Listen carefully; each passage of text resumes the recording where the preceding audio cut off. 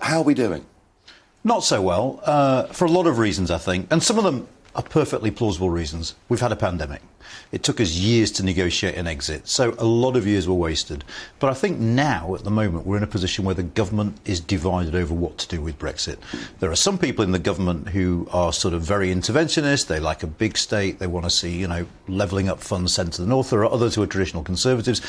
And government's kind of stuck in the middle of them. So at the moment, we have Brexit freedoms that we could exploit if we only knew which direction we wanted to go in.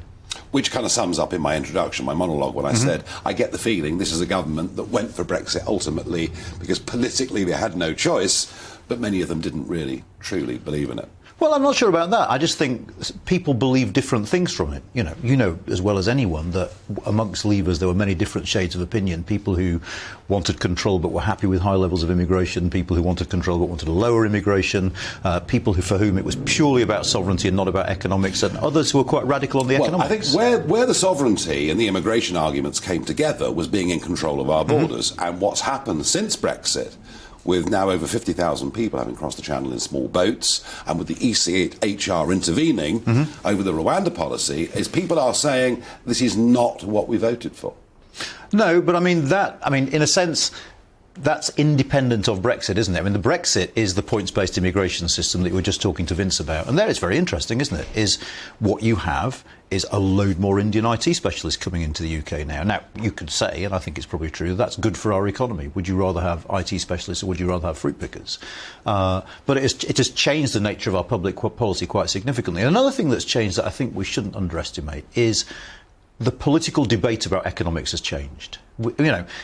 Could you imagine pre-referendum a Conservative government worrying about levelling up inequality, the north of England, and that has totally changed in our political debate. Now, they're a long, long way from delivering, and they're a long, long way from actually telling us what levelling up means.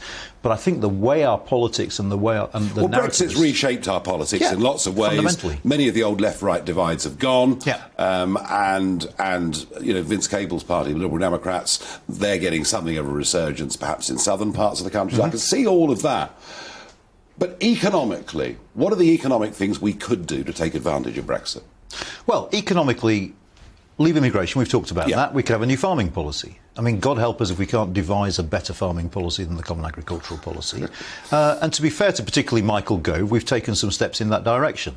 In terms of regulation, we could think through, for instance, what can we do in financial services? We're not going to get equivalents. What can we do to make us more efficient? So China gets equivalents on financial services with the European Union, but the City of London doesn't. They're being very vindictive, aren't they? They're being, you can call it vindictive, you can call it political. They, as far as they're concerned, are in a tussle with us, and they're going to pull all the strings they can pull, whether it's Horizon and science cooperation, whether it's financial services and equivalents. But yeah, there is very little prospect of them giving us equivalents. But that being the case, then, we should have a serious grown-up conversation about, OK, what should we do now we're free to regulate our own financial services sector?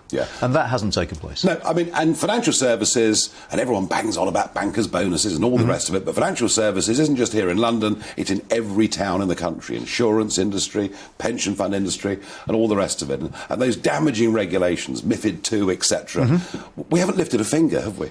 Well, the Treasury, to be fair, the one department of government that is starting to think about post-Brexit regulation is the Treasury. The Treasury seems to have the makings of a plan about things like solvency and stuff like that. But across the rest of government, if you think about the Department for Business, what are they thinking about how to regulate the economy, what to do about fintech, what to do about emergent sectors like driverless cars?